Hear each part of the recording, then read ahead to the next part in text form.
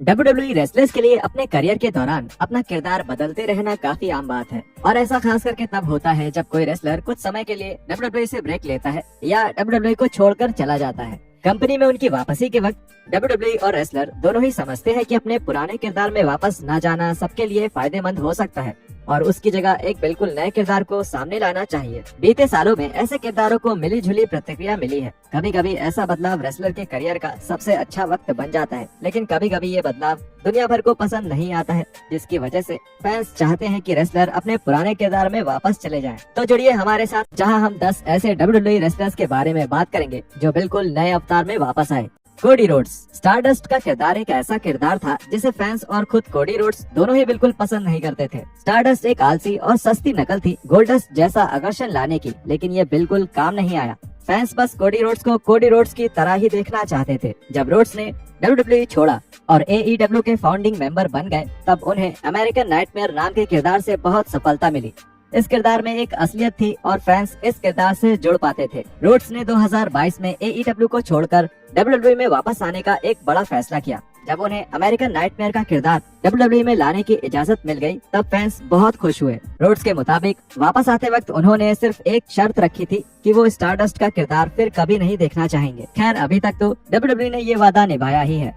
Number 8, Luke गैलोज। हालांकि गैलोज ने WWE में इतने सारे किरदार निभाए हैं कि सबका ध्यान रखना मुश्किल हो जाता है। गैलोज WWE प्रोग्रामिंग पर पहली बार 2006 में केन के बहरूपिया के रूप में दिखे, लेकिन ये किरदार बिल्कुल नहीं चल पाया था, जिसके बाद WWE ने वो स्टोरी लाइन खत्म कर दी। फिर WWE टीवी पर गैलोज की वापसी फेस्टस के रूप में हुई।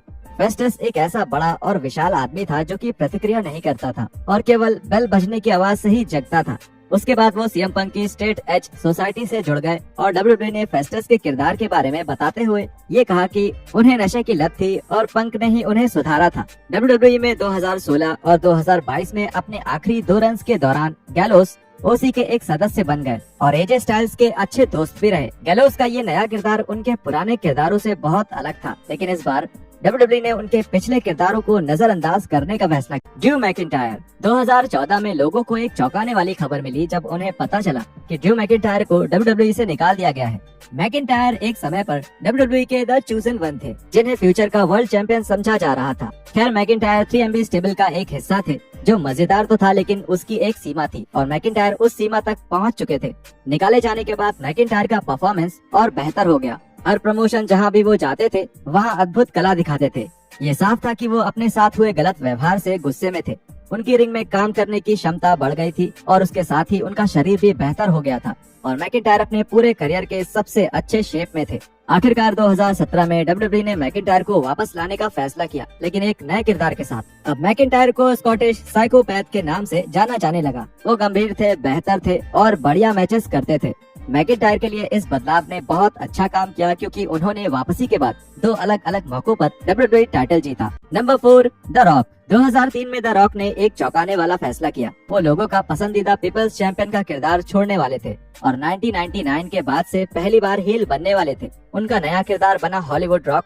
ये किरदार उनके पिछले किरदार से बिल्कुल अलग था, क्योंकि इस किरदार ने हर मौके पर फैंस और बाकी रेसलर्स का मजाक उड़ाया। द रॉक के इस काम को उनके पूरे करियर का सबसे बेहतरीन कैरेक्टर वर्क माना जाता है। रॉक जानते थे कि 2003 में उनका ये रन एक रेसलर के तौर पर आखिरी होने वाला था, इसलिए अंतिम समय में किरदार बदलना एक बहुत बड़ा फैसला था, लेकिन ये बहुत समझदारी वाला फैसला भी। टेंजाई। मैट ब्लूम ने अपने WWE के करियर में बहुत सारे गिमिक्स किए हैं, जिनमें एल्बर्ट और A-Train भी शामिल थे, लेकिन 2012 में जापान में सफलता पाने के बाद जब ब्लूम WWE में वापस आए, तब उनको पूरी तरह बदलकर लॉर्ड टेंजाई के रूप में पेश किया गया।